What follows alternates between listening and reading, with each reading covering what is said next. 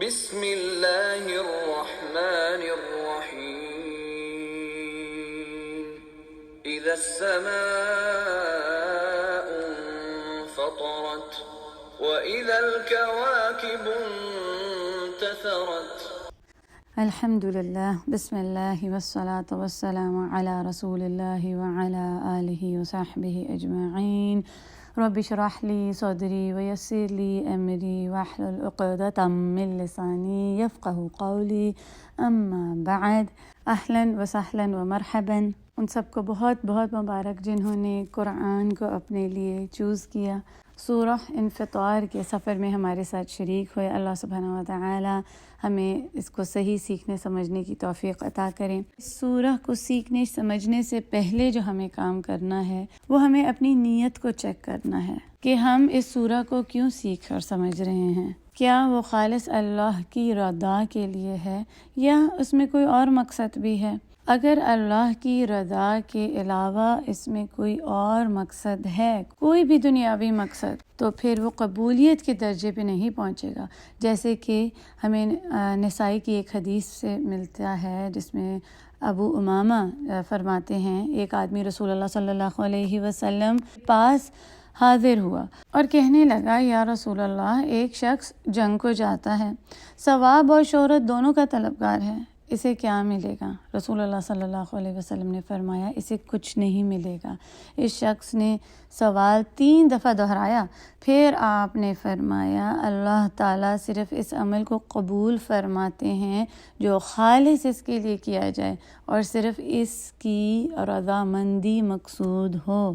اور ایک اور حدیث میں جو ابو داؤد میں ہے، ابو ہریرہ رضی اللہ عنہ سے روایت ہے کہ رسول اللہ صلی اللہ علیہ وسلم نے فرمایا، وہ علم جو اللہ جل جلالہ کا چہرہ چاہنے کے لیے حاصل کیا جاتا ہے، جس نے اسے دنیا کا مال و متاع حاصل کرنے کے لیے سیکھا، اسے قیامت کے دن جنت کی خوشبو بھی نہ آئے گی، معاذ اللہ۔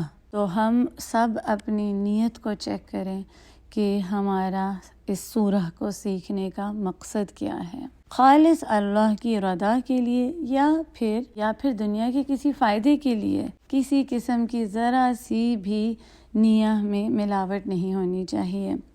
نیت کا جو لغوی معنی ہے وہ ہے قصد اور ارادہ کرنا۔ النیت اللغۃ القصد، یعنی پختہ ارادہ کرنا، پکا ارادہ کر لینا کہ اب میں نے جو اس علم کو سیکھنے کا ارادہ کیا ہے اس کو میں مکمل کروں گی۔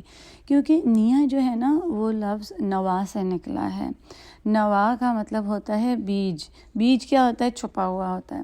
نیت بھی انسان کے دل کے اندر چھپی ہوئی چیز ہے۔ جو اچھی نیت ہوگی اس کے اثر بھی اچھے ہوں گے اور اس کو ہم اپنے عملوں میں لے کر آئیں گے، اپنی زندگی میں لے کر آئیں گے، اور خوبصورت ارادہ ہوتا ہے وہ لوگوں کے رویوں سے اثر انداز نہیں ہوتا۔ ایسا نہیں ہوتا کہ کوئی ذرا سی بات کہہ دے تو ہمارا ارادہ ہی بدل جائے اور ہم بیچ رستے میں اپنے علم کو ادھورا چھوڑ دیں، آدھے رستے میں اس سے پلٹ جائیں۔ جو جنت کا راستہ ہے اسے کون چھوڑ سکتا ہے؟ جیسے کہ ایک حدیث میں آتا ہے کہ جو علم کے راستے پر چلتا ہے، اللہ سبحانہ وتعالی اس کو جنت کے راستوں میں سے ایک راستے پر چلا دیتے ہیں۔ ہم اپنے ارادے کو بدلتے نہیں ہیں، اس سے جوڑ کر رہتے ہیں، اسے گھبرا نہیں جاتے، کیونکہ جنت کا راستہ آسان نہیں ہے، لیکن اس کے لیے جس کے لیے اللہ سبحانہ وتعالی آسان کر دیں۔ تو ہم اس دعا کے ساتھ اس علم کو سیکھنا شروع کرتے ہیں۔ عمر رضی اللہ عنہ مانگا کرتے تھے، اللہم اجعل عملی کلہ صالحا واجعلہ لوجہک خالصا ولا تجعل لأحد فیہ شیئا۔ اے اللہ، میرے سارے عمل کو صالح بنا دے اور اسے اپنے چہرے کے لیے خالص کر لے اور اس میں کسی ایک کے لیے بھی کوئی حصہ نہ رکھ، آمین یا رب العالمین۔ تو چلیں آئیں اب ہم دیکھتے ہیں سورہ انفطار کا تعارف۔ سورہ انفطار مکی سورہ ہے، اسی لیے آپ اس کے ساتھ دیکھیں گے سورۃ الانفطار مکیہ لکھا آتا ہے۔ سورہ انفطار تکویر اور اس سے ملتی جلتی ایک اور سورہ انشقاق ہے۔ یہ تینوں سسٹر سورس بھی کہلاتی ہیں کیونکہ ان کا جو سبجیکٹ ہے، جو سبجیکٹ میٹر ہے، وہ ایک ہی طرح کا ہے۔ نہ صرف یہ بلکہ ان صورتوں میں آپس میں لنک بھی پایا جاتا ہے۔ کوئی ایک سورہ کچھ ایسا سوال چھوڑ جاتی ہے جو ہم دوسری سورہ میں ڈھونڈ سکتے ہیں۔ انشاءاللہ تعالی اب آپ اس سورہ میں پہنچ چکے ہیں کہ آپ نے کافی کچھ سمجھ اور جان لیا ہے۔ اب آپ نے ڈھونڈنا ہے کہ ان میں صورتوں میں، خاص طور پہ تکویر اور انفطار میں، کیا ایک سوال ہے جس کا جواب ہمیں اس سورہ میں ملتا ہے۔ یہ جو صورتوں کا آرڈر ہے نا، یہ بھی اللہ سبحانہ و تعالی ہی کی طرف سے ہے۔ اللہ اکبر۔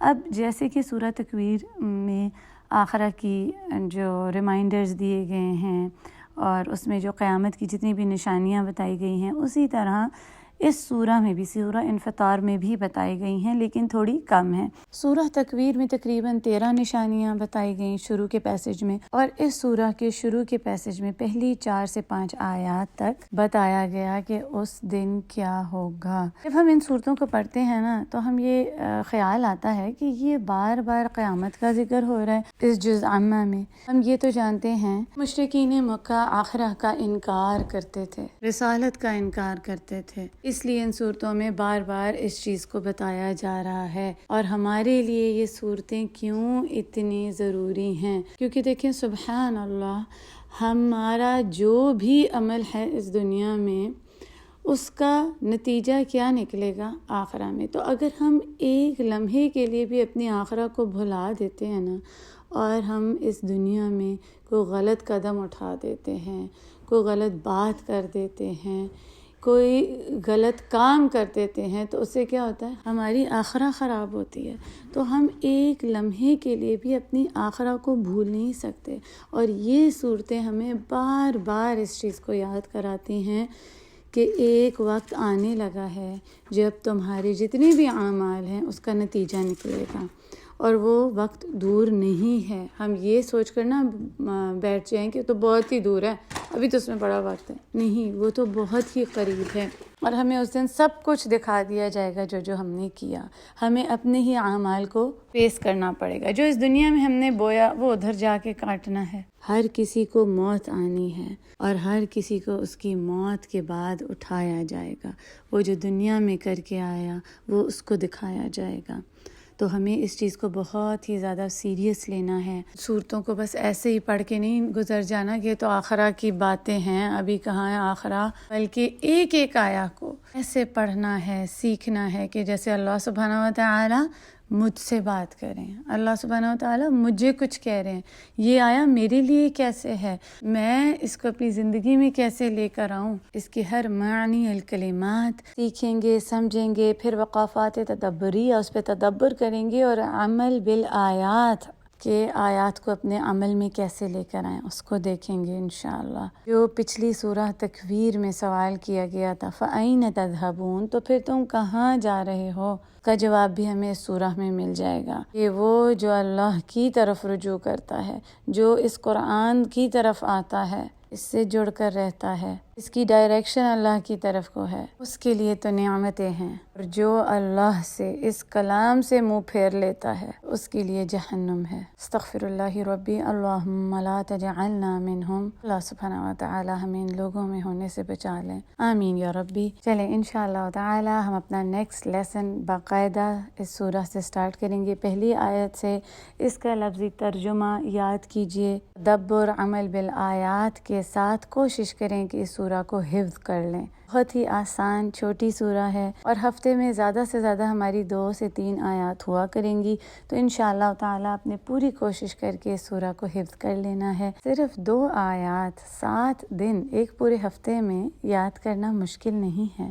اس سورہ کے ساتھ وقت لگائیں، سیکھیں اور سمجھیں۔ یاد رکھیں کہ آپ جنت کے راستوں میں سے ایک راستے پر ہیں جب تک آپ اس علم کو سیکھ رہے ہیں۔ اللہ سبحانہ و تعالی ہمارے لیے اس علم کو سیکھنا، سمجھ کر اس پر عمل کرنا آسان کر دیں، اور اسی طرح جنت کا راستہ بھی آسان کر دیں، آمین یا ربی۔ اب انشاءاللہ تعالی ہم اپنے نیکسٹ لیسن سے باقاعدہ اس سورہ کو سٹارٹ کریں گے۔ پہلی آیا ہی میں ہم دیکھیں گے سورہ کا جو نام انفطار ہے اس کا ذکر آتا ہے کہ پھٹ جائے گا، اور کیا وہ چیز ہے جو آخرہ میں پھٹ جائے گی۔ وآخر دعوانا ان الحمد للہ رب العالمین۔ السلام علیکم ورحمۃ اللہ وبرکاتہ۔